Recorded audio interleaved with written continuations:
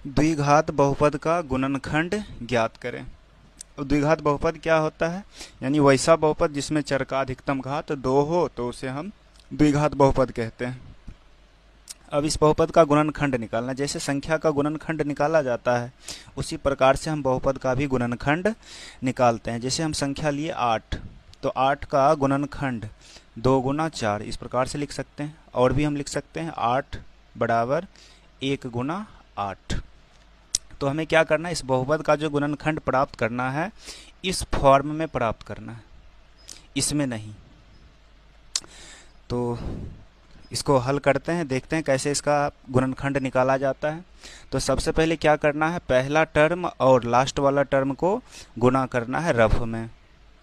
18 गुना x square किए तो हमें 18 एक्स स्क्वायर प्राप्त हुआ।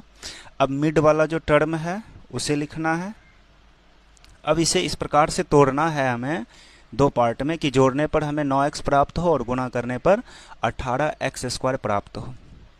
तो हम कह सकते हैं कि इस 9x को हम 6x प्लस 3x ऐसा लिख सकते हैं।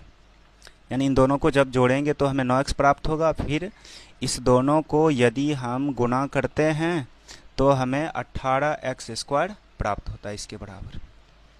तो अब क्या करना है, यहाँ पर फिर आना है, एक्स स्क्वायर लिख लिए।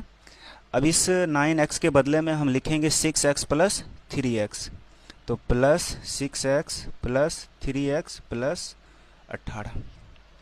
अब इसे बेहतर से समझने के लिए हम क्या करेंगे, इसका और गुणनखंड तोड़ेंगे।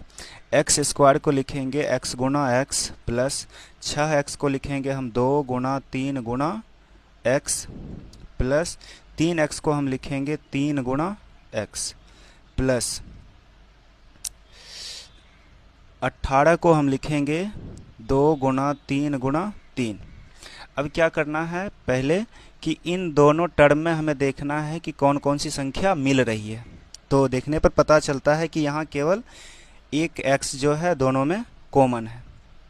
तो हम इस x को बाहर लिख लिए। अब ब्रैकेट लिखना है, फिर इधर एक x बच गया है प्लस यहाँ बच गया 2 गुना 3 यानी 6। अब सेम काम इधर करना है, इन दोनों टर्म में हमें देखना है कि क्या कॉमन मिल रहा है। तो देखने पर पता चलता है कि यहाँ प्लस 3 कॉमन है दोनों में, यानी जो कि दोनों में मिल रहा है वही कॉमन होता है। इधर बच गया फिर x प्लस इधर बच गया 2 गुना 3 6, ये 3 तो कॉमन आ चुका है। अब पुनः हमें इसे दो टर्म में ऐसे करके बांट लेना है। अब इन दोनों टर्म में हम देखते हैं कि x प्लस 6 दोनों तरफ मिल रहा है, तो उसे एक बार